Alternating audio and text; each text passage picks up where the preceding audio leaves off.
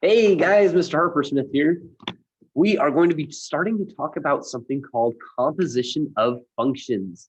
Composition of functions is where you're taking two functions and you're doing them in a certain order. So you're not adding the two functions together. So as an example, you might have f of x equals 2x plus 3. And you might have another equation. Let's say g of x that equals 3x plus 2.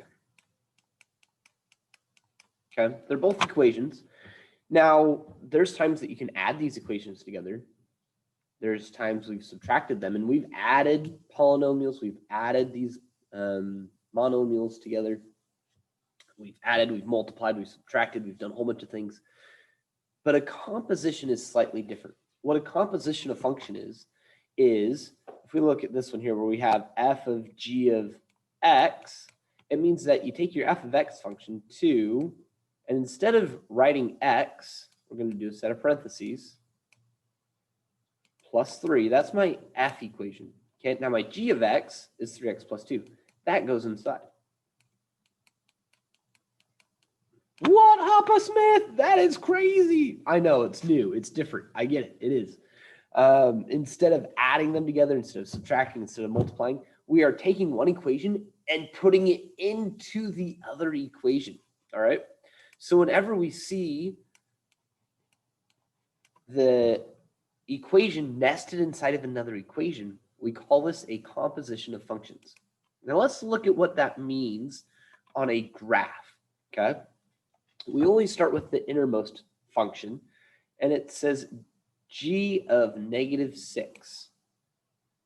What is my y value when x equals negative 6 on my g graph?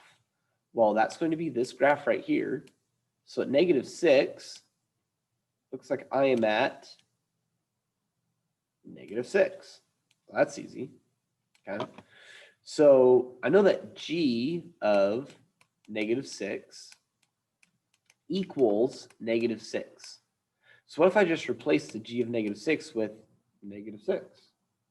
Well, in that case, f of negative 6 is going to give me my answer. So I go to my f graph over here.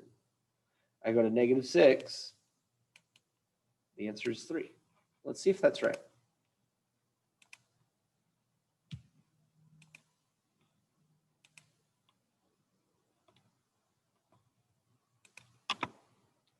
And it was correct. We were right. Let's try another problem like this, just to visualize what's going on here. All right.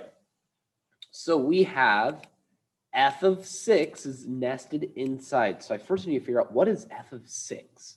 Well, that's my left graph. So I come over to 6. I come up to 1. So f of 6 equals 1.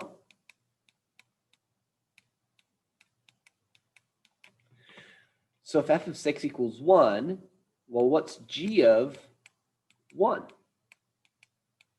Well, g of 1, I got to come to my g graph. From there, I come down to negative 5, and that's my answer. You notice it's not like there's a lot of hard math that I've had to do so far. Okay, we're just visualizing what it means. So we've got negative 5 here. Let's check it, see if that's right. Woo-hoo, we got it. Awesome, awesome.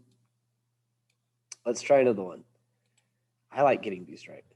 They're not hard. They're pretty easy. So you feel all good about yourself whenever you get them right. Let's see. I'm going to scroll on just a little bit more. So first we need to find g of 6. So I'm going to go to g of 6. Ooh, that is negative 3. So I now need to find f of negative 3. What is f of negative 3? F of negative 3 is negative 1. So my answer should be negative 1. Very good. We got it right. So again, guys, a composition of function is not adding two functions together. It's not subtracting. It's not multiplying. It's not dividing. It's an order in which you do the problems. and you're using the answer from one of these functions to generate the next question, the next evaluation that you're going to do. All right. So jump on, try a couple of these problems by yourself. Actually, no, let's do one more. I want you to try those. So pause this video, figure out the answer on your own.